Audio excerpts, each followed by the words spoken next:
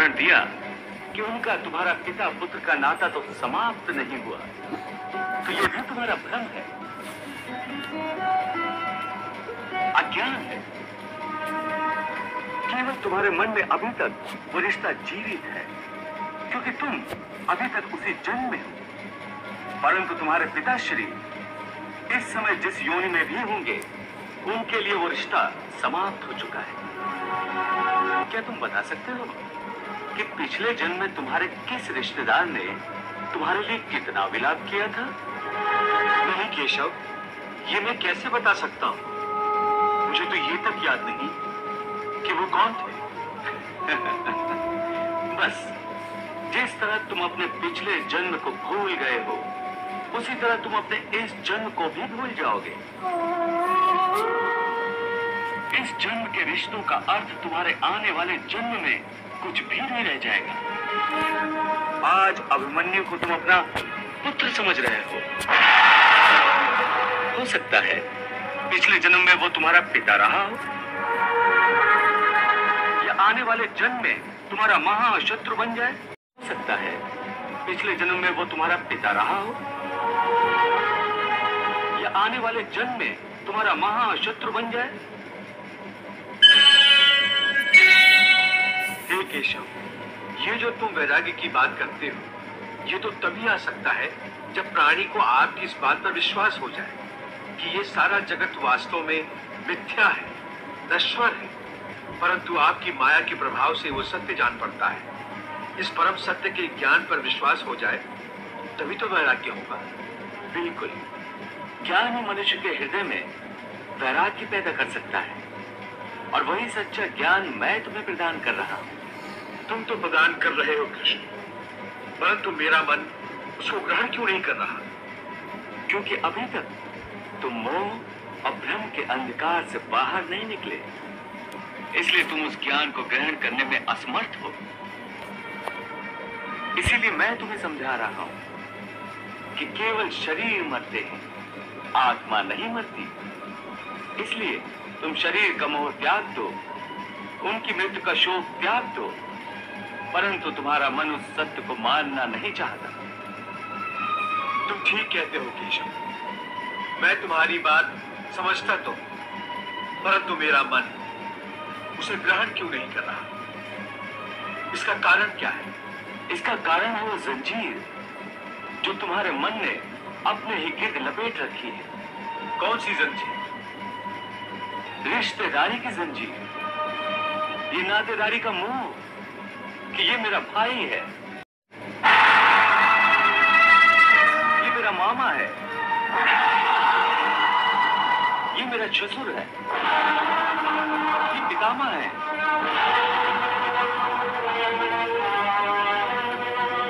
तुम ठीक कहते हो कि रिश्ते नातों की जंजीरों ने मुझे चारों तरफ से जकड़ रखा है, परंतु मैं इस जंजीर को कैसे तोड़ दूं?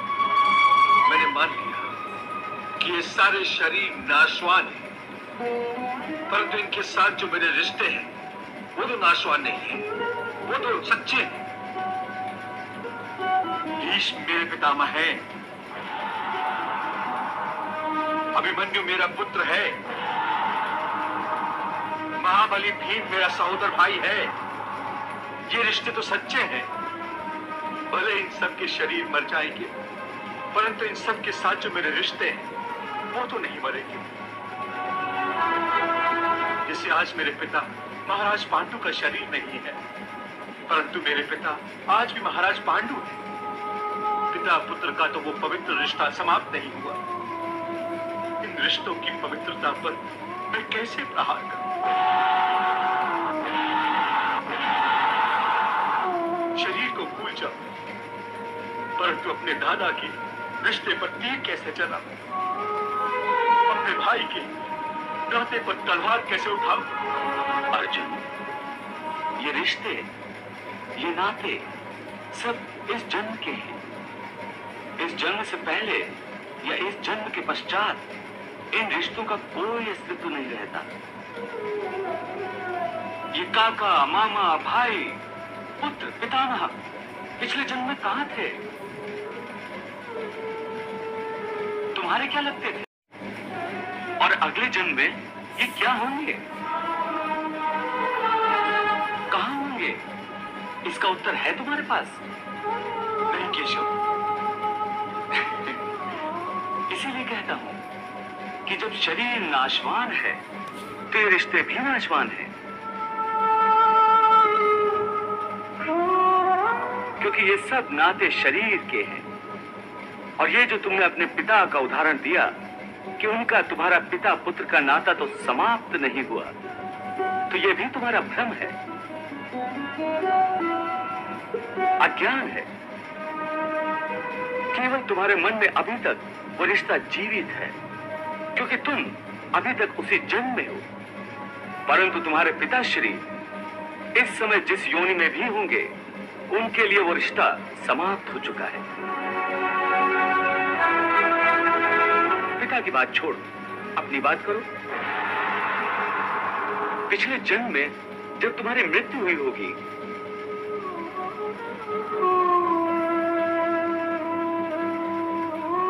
उस समय तुम्हारे सब संबंधी रिश्तेदार रोए होंगे।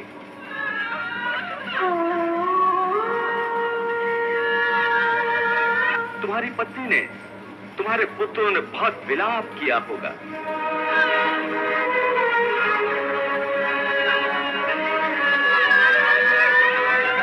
परंतु आज इस जन्म में तुम्हें याद भी नहीं कि किसने तुम्हारी मृत्यु पर विलाप किया था। आज तुम्हारे लिए उनका या उनके रोने धोने का कोई मोल नहीं। इसलिए समझा रहा कि ना किसी के मरने का शोक करो, ना किसी के साथ नाता टूटने का दुख मानो। वैसे भी मेरी माया इतनी प्रबल है अर्जुन कि जिन्हें तू समझता है कि तेरी मृत्यु के बाद शोक करेंगे, सारा जीवन रोते रहेंगे, वो भी असत्य है। मेरी माया के प्रभाव से थोड़े ही दिनों के बाद उन रोने वालों को तू फिर हंसता खेलता देखेगा।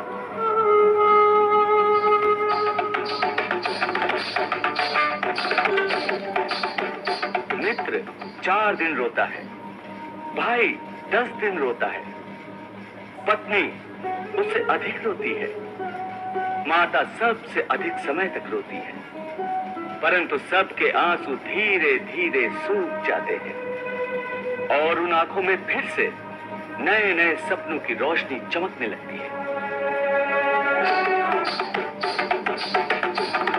हे अर्जुन, क्या तुम बता सकते हो कि पिछले जन्म में तुम्हारे किस रिश्तेदार ने तुम्हारे लिए कितना विलाप किया था? नहीं केशव, ये मैं कैसे बता सकता हूं? मुझे तो ये तक याद नहीं कि वो कौन थे।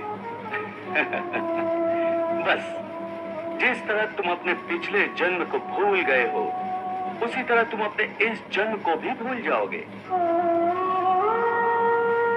इस जन्म के रिश्तों का अर्थ तुम्हारे आने वाले जन्म में कुछ भी नहीं रह जाएगा। आज अभिमन्यु को तुम अपना पुत्र समझ रहे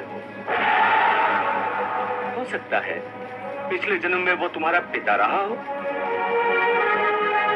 या आने वाले जन्म में तुम्हारा महाशत्रु बन जाए।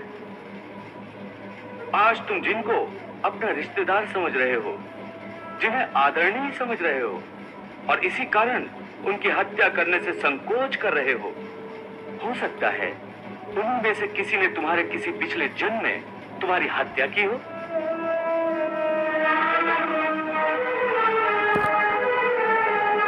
या तुम अगले जन्म में उनकी हत्या कर दो।